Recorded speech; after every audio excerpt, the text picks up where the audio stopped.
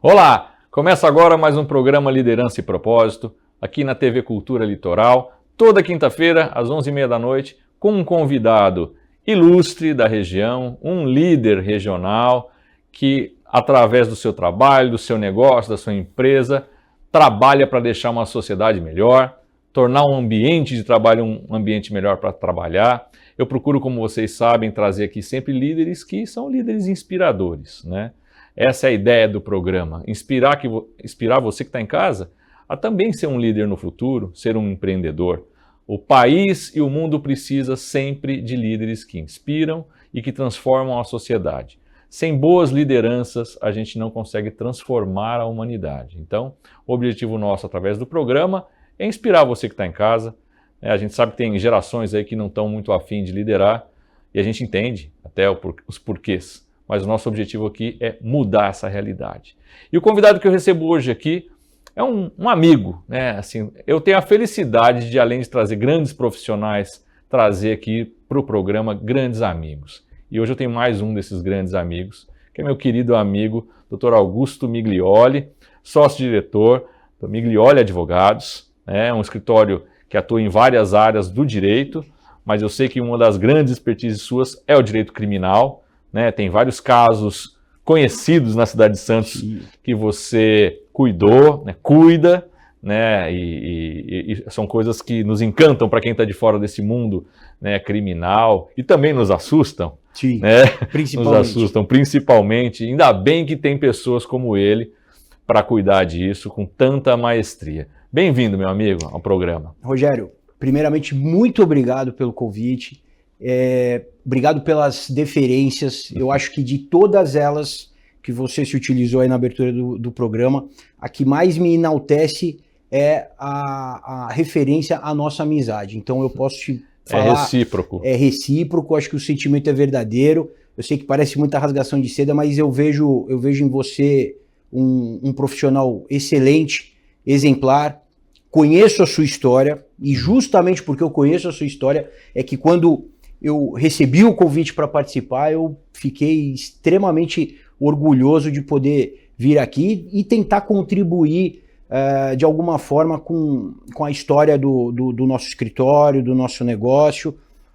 Eu acho que em questão de liderança, gestão, que são pontos sensíveis a toda e qualquer empresa, mas principalmente a nossa sociedade como um todo, cada profissional que você recebe aqui no seu programa, não tenha dúvida que cada um contribui, não só com os telespectadores, mas também com o próximo entrevistado que você convida. Sem dúvida. Muito obrigado pela participação. A honra é toda minha em te receber aqui.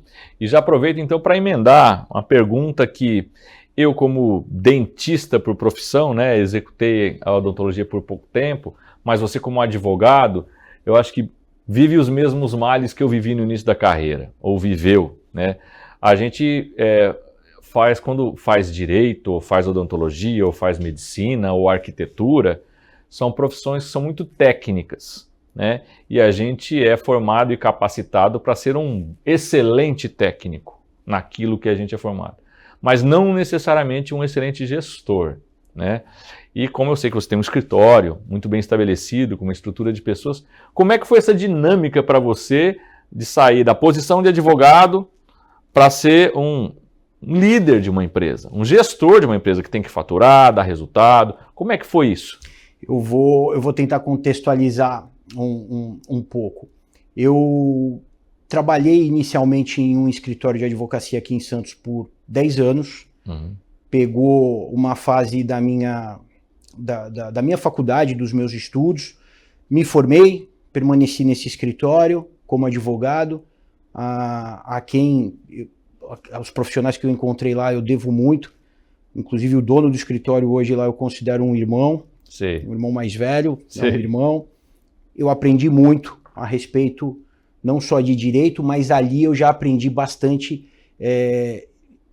temas de organização, porque esse advogado, ele era muito organizado, ele se preocupava muito em ter uma técnica mesmo. Sim. Imagina você, Rogério, que um escritório de advocacia ele é um universo em si. Sim. Ele sozinho ele demanda atenção a muitos processos, a pessoas, a clientes, funcionários, prestadores de serviço. Então, existe uma engenharia organizacional por trás disso.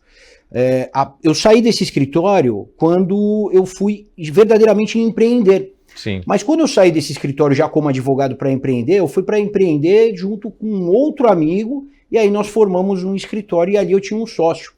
E juntamente com esse sócio que também já tinha a experiência em gestão e de pessoas e tudo mais, ali eu também pude aperfeiçoar um pouco mais essa questão de organização, gestão, e aí sim iniciar a questão da liderança, porque enquanto sócio desse escritório antigo, nós tínhamos ali já pessoas trabalhando em nosso favor e mais prestadores de serviço. Nós atendíamos empresas que tinham atendimento e alcance nacional, então a nossa atenção ela se expandiu cada vez mais. Então ali também foi mais uma parte da caminhada para essa questão de gestão e liderança. Hoje o nosso escritório não conta mais com esse sócio, ele decidiu ir trabalhar com outras coisas, mas ele foi empreender também em outras áreas. Ele é muito sagaz, né, nessas coisas que ele faz, e me ajudou bastante nessa busca de conhecimento sobre liderança e gestão. E ali eu consegui absorver tudo que eu precisava para hoje, basicamente estar à frente, tá, de um escritório no qual a gente precisa aí organizar de modo contemporâneo e principalmente informático agora, como demanda, né, a atualidade de todas as empresas. Sim, sem dúvida. Eu fiz essa pergunta porque ela é um drama que eu acompanho em vários escritórios. Recentemente eu tive em um escritório daqui da região, convidado lá para visitá-los como consultor ou como um representante aqui da Fundação No Cabral, através da LGK, né, para fazer um trabalho de estruturação profissional.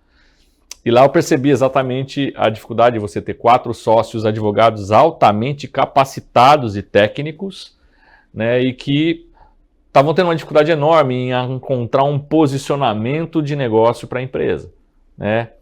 Muitas empresas e muitos escritórios acabam errando quando decidem fazer tudo, né, e abraçar todas as áreas do direito. Eu já fui sócio de agência de publicidade, e a gente também cometeu esse equívoco. Somos full service, atendemos tudo. E a gente sabe que quem diz isso não faz nada direito. Então eu lembro que eu provoquei, vocês precisam fazer um planejamento estratégico e definir um posicionamento para a marca de vocês, um diferencial, né, para que vocês tenham de fato legitimidade, por exemplo, somos bons nisso, porque o mercado hoje exige isso, né? Você sente isso? E até te pergunto, já imaginando que uma das grandes vertentes do escritório é o direito criminal, não é isso?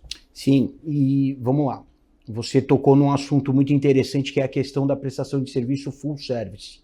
De fato, hoje, se nós pesquisarmos, nós vamos ver que existem muitos escritórios de fato full service. Sim. Alguns muito organizados, outros talvez nem tanto, mas basicamente atinge o sucesso na prestação do serviço aquele que, inobstante segmentar o escritório em diversas áreas, ele consegue qualificar e especializar cada uma dessas áreas. O difícil é quando você tenta exigir, talvez, do mesmo profissional ou dos mesmos profissionais que atue com o mesmo grau de excelência em todas elas. Sem dúvida. Objetivamente, isso não acontece. Mas, por exemplo, quando você pega um escritório que atua em mais de uma área, e muito embora muita gente olhe para mim de fato e fale assim, olha, o advogado criminalista, que de fato eu sou, sim, mas também eu me dou o direito, eu me dou a possibilidade também de atuar em outras áreas, como por exemplo o direito empresarial, porque foi uma área, é uma área da qual eu fui também forjado desde o início da carreira. O que acontece? Nós procuramos, pelo menos dentro do segmento das áreas que a gente atua, nos especializarmos cada vez mais. E na área do direito, pelo menos, por exemplo, o direito criminal, ele se comunica também com o direito empresarial em vários pontos. Em vários temas. Então, essa atuação em mais de uma área, ela acaba sendo, na verdade, um complemento. Agora, obviamente, tem uma questão que é muito, muito pertinente. O advogado, agora falando especificamente da advocacia, o advogado, ele não basta ser só técnico. O advogado que hoje se limitar apenas à questão técnica, ele é incompleto, porque na verdade a advocacia ela exige muito mais do advogado que não só conhecimento técnico e jurídico. Hoje o advogado de qualquer área, ele tem que ter um aperfeiçoamento nas relações sociais, humanitárias, tecnológicas e principalmente organizacional. Então ele precisa se desdobrar num serviço da porta do escritório para fora e o outro serviço é da porta do escritório para dentro. Mas eu vejo, Rogério, como você mesmo disse, muitos escritórios que acabam pulverizando, na verdade, né? Muitas matérias, muitas áreas, eles acabam enfrentando sim essa dificuldade que você mencionou. Para você que está em casa nos acompanhando, essa questão de ter uma empresa, ter um negócio e não ter um foco claramente definido é um dos grandes dramas que eu vejo nas empresas onde a gente atua com a nossa consultoria, através da LGK, da Fundação Dom Cabral. Empresas que tentam fazer tudo e ao mesmo tempo não faz nada muito bem feito, né? Essa diferenciação, esse posicionamento. E eu vejo isso também em escritórios de advocacia, conforme eu falei, alguns que eu já visitei por aqui, que a gente assessora também, né? Agora, eu queria te fazer uma outra pergunta, né? A gente tem um tempinho ainda antes de ir para o nosso intervalo comercial, que é a seguinte: quando foi a primeira vez que você se viu como líder? Rogério, olha, como líder, verdadeiramente, eu costumo dizer o seguinte, que o líder não necessariamente ele veste a função de chefe.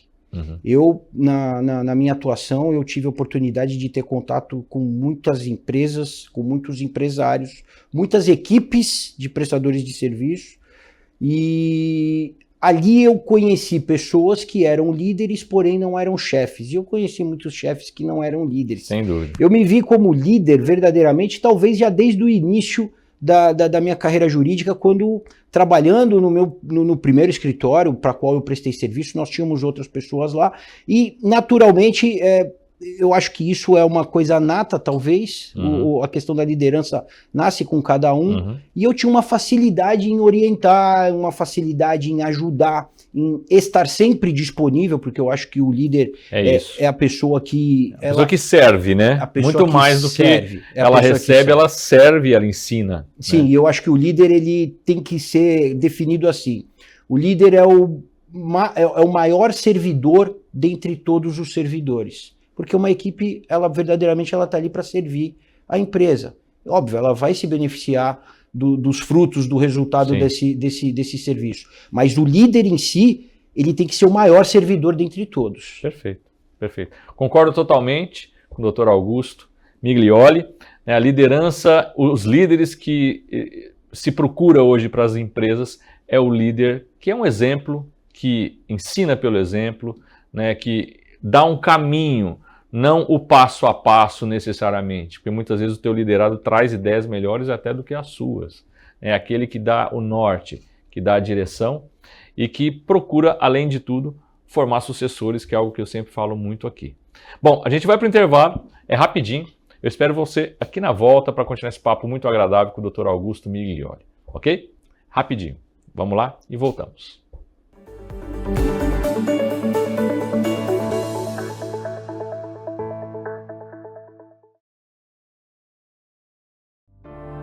Imagine um ambiente de trabalho onde cada colaborador se sente valorizado e motivado.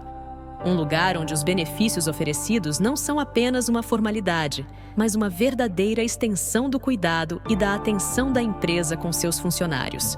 Gerenciar benefícios pode ser um desafio complexo. As inúmeras opções, as necessidades variadas de cada colaborador, as renovações anuais. Mas, e se houvesse uma maneira de simplificar todo esse processo? Na Wiz Corporate, transformamos a seleção inicial do pacote de benefícios em uma experiência tranquila e eficiente. Nós entendemos a importância de oferecer soluções personalizadas que realmente façam sentido para a sua empresa.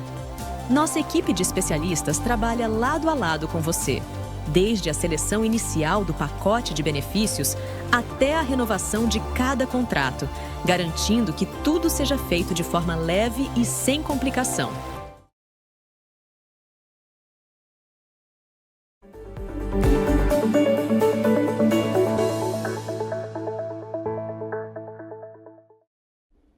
Voltamos com o programa Liderança e Propósito, hoje recebendo aqui o Dr. Augusto Miglioli, sócio-diretor do Miglioli Advogados. Dr. Augusto, a gente está vivendo um momento delicado desde a pandemia, né, que é a questão da saúde mental nos colaboradores, nos funcionários, o isolamento, o home office, a volta do home office, enfim, a gente tem vivido, eu vejo isso nas empresas, grandes conflitos com os colaboradores. Empresas que querem que todo mundo volte para o presencial, colaboradores que se negam a voltar, preferem ser desligados da empresa, né? E a gente tem agora o advento da NR1, que é uma lei federal, né, que regula a maneira como a empresa deve lidar com a saúde mental dos colaboradores, jogando para a empresa uma responsabilidade grande em monitorar, né, o risco ocupacional, de saúde mental e tudo mais, né? Fazendo um contexto, né, no pequeno período do governo Temer, a gente sabe que houve uma flexibilização das leis trabalhistas. Eu tenho uma visão particular de que mais de 80% do que foi feito foi positivo para o mercado de trabalho, foi positivo também para as empresas.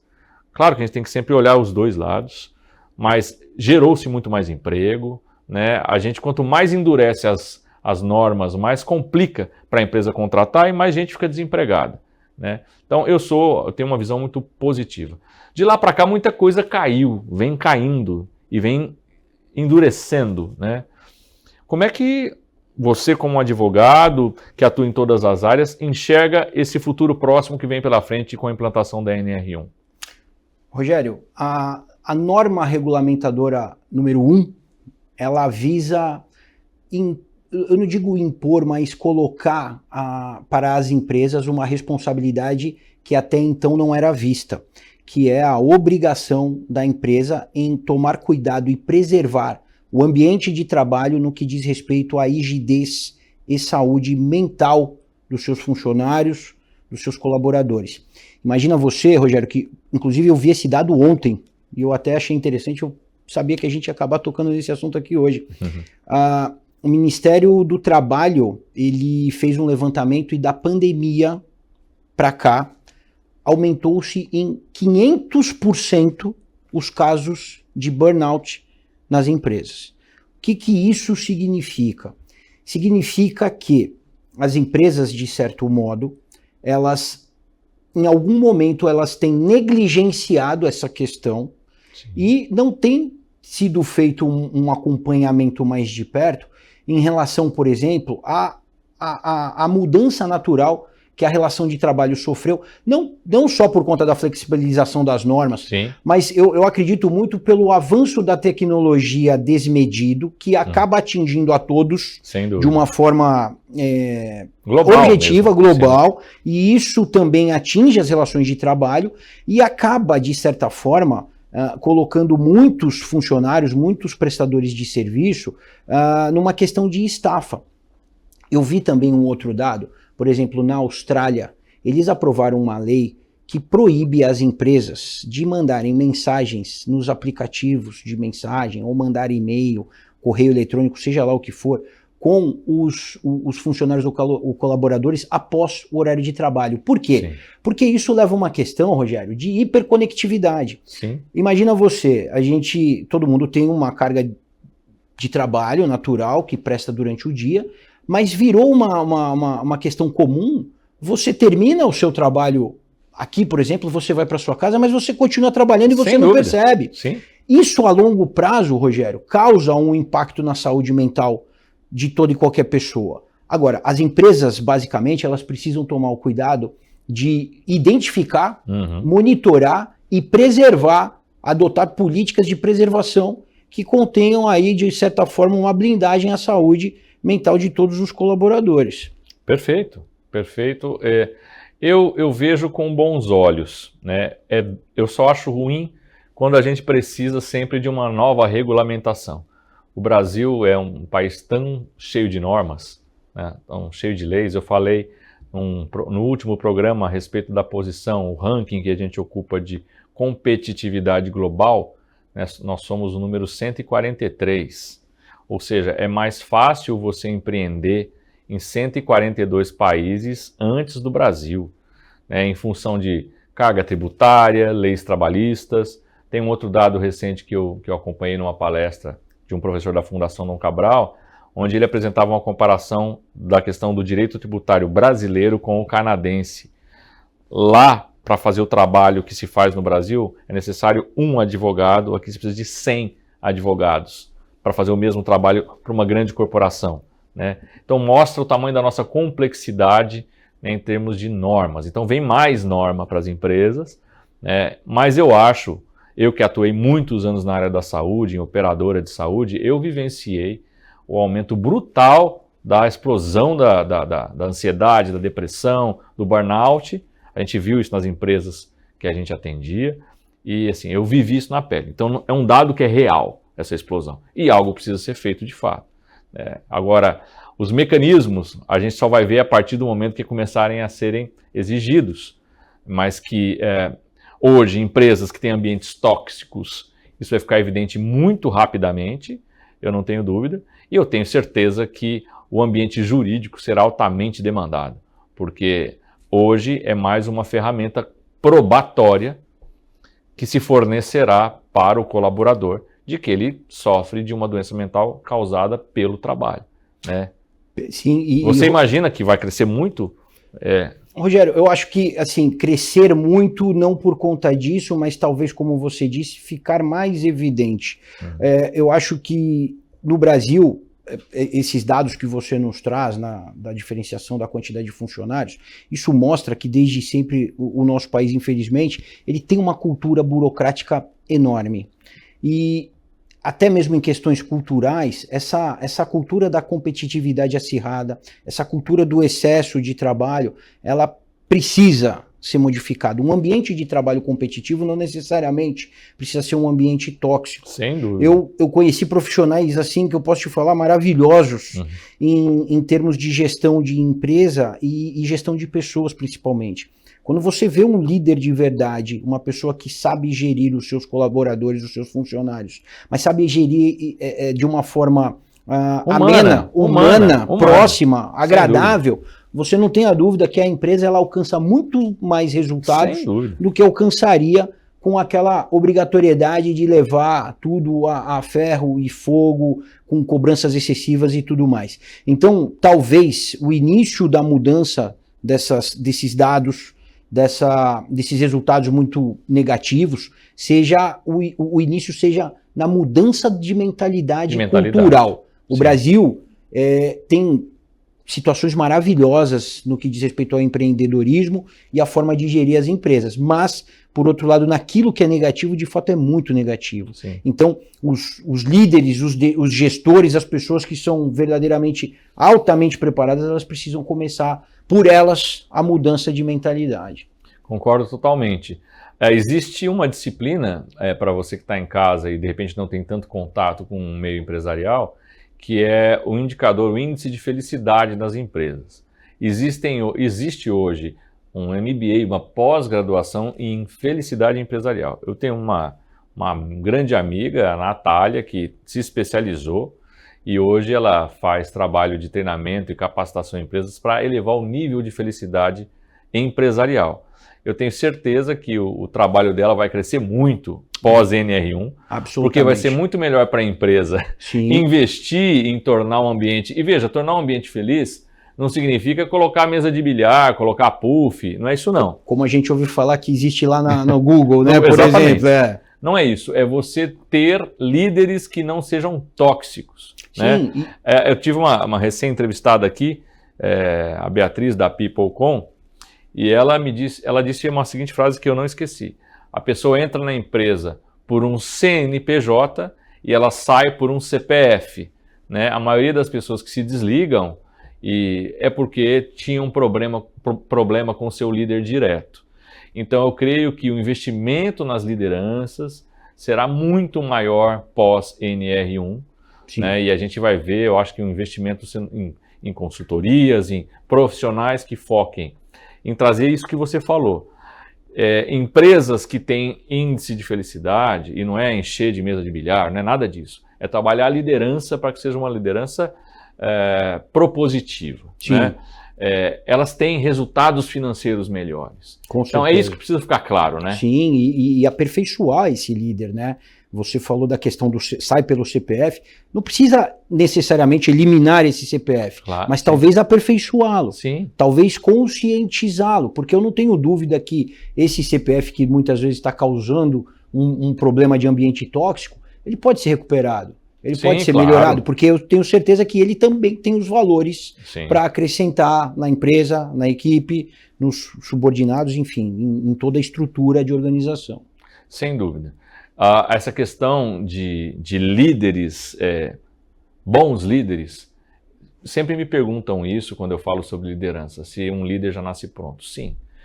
Pessoas nascem de forma, como você bem mesmo falou, de forma inata, muitas vezes, preparadas para uma liderança pelas suas características pessoais, de personalidade, de valores e tudo mais. Mas é possível, sim, se capacitar uma pessoa para ser um bom líder. Então, assim, hoje existe muita farta material científico que comprova que uma pessoa pode se tornar um bom líder, mesmo não tendo todos os atributos, todos os que a gente chama soft skills para isso, ela Sim. pode ser desenvolvida, né? Então eu creio que esse será um grande avanço que a gente vai viver nos próximos anos, o desenvolvimento das lideranças para a gente ter empresas mais felizes, com ambientes mais atrativos, porque as pessoas não querem voltar para a empresa depois que foram para a pandemia para casa. Sim. Muitos querem ficar em casa e não se sociabilizam, e é isso que tem causado muita doença mental, né? E aí quando volta para o ambiente de trabalho, encontra um ambiente que não está mais adaptado a isso, né? Então é um grande rearranjo pós-pandemia que a tecnologia também veio prejudicar. Sim, com certeza. E talvez, Rogério, justamente pós-pandemia, as empresas tiveram que ser criativas nessas situações. Você falou uma situação que, de fato, ela é pujante e verdadeira. Muitas pessoas que foram trabalhar de home office não quiseram retornar, outras já não conseguiam trabalhar de home Sim. office pelas características pessoais e inclusive, e aí esse também é um problema de gestão que as empresas precisam acabar gerindo e arrumando soluções alternativas, criativas, mas principalmente eu acredito que aquele líder, né, de equipe, aquele que consegue administrar os ânimos, a intencionalidade dos seus prestadores de serviço, eu não tenho dúvida que aquele bom líder, ele consegue atrair o bom funcionário ou extrair o melhor daquele funcionário, ainda que ele não volte a trabalhar presencialmente, só de home office, independentemente de onde ele esteja. Sem dúvida nenhuma. Bom, eu queria aproveitar que a gente está chegando ao final do nosso programa e te fazer uma pergunta que eu faço para todo mundo quando a gente chega nessa fase do programa, que é o seguinte. O nosso programa ele trabalha muito a questão da liderança e do propósito. Queria saber qual que é o propósito, o que te move todo dia acordar cedo, vestir um terno diferente para trabalhar todo dia e levantar com ânimo para liderar a tua equipe, o teu escritório e fazer o trabalho que você se propõe a fazer. Rogério, eu acho que o maior propósito que eu venho nutrindo ao longo dos anos, talvez desde que eu tenha estabelecido uma meta de me transformar em advogado, em seguir a carreira jurídica, é a necessidade que eu sinto de crescer e me aperfeiçoar cada vez mais, me tornar uma pessoa melhor, me tornar um profissional melhor, porque eu sei que dessa forma eu vou estar contribuindo primeiramente com a minha família, com a minha filha, com a minha esposa, com todos aqueles que de mim dependem, Sim. com a minha equipe, com todo mundo que precisar da minha pessoa, dos meus serviços. Eu acho que o propósito é a necessidade de crescimento e evolução sempre, porque a gente nunca, em hipótese alguma, Rogério, a gente vai chegar ao fim dessa corrida. Eu acho que a gente tem que manter preservado a consciência e a humildade de que o ser humano, independentemente da sua posição, ele sempre tem algo a mais a aprender e a crescer. Sem dúvida. É aquilo que eu sempre falo, a gente passar pelo mundo, deixando o mundo um pouquinho melhor do que a gente encontrou, né? Eu acho que todo grande líder tem isso como um mantra. Eu queria te agradecer profundamente, meu amigo, que te agradeço, a Rogério. presença e a honra de te receber aqui no Liderança e Propósito. O programa está sempre de portas abertas para você, para a gente falar sobre liderança, sobre gestão, sobre direito, né? Você tem sempre muito a acrescentar aqui com a gente. E você que está em casa nos acompanhando, sabe que toda quinta-feira, 23h30, você tem um encontro com a gente aqui na TV Cultura Litoral, através do programa Liderança e Propósito, onde a gente sempre traz aqui um líder inspirador, um líder empresarial, de várias áreas, como vocês já viram, empresas, escritórios, agentes públicos, gestores públicos vêm aqui ao programa, com muito prazer eu os recebo. Então, toda quinta-feira eu te espero, 23h30, até o próximo programa Liderança e Propósito. Até lá!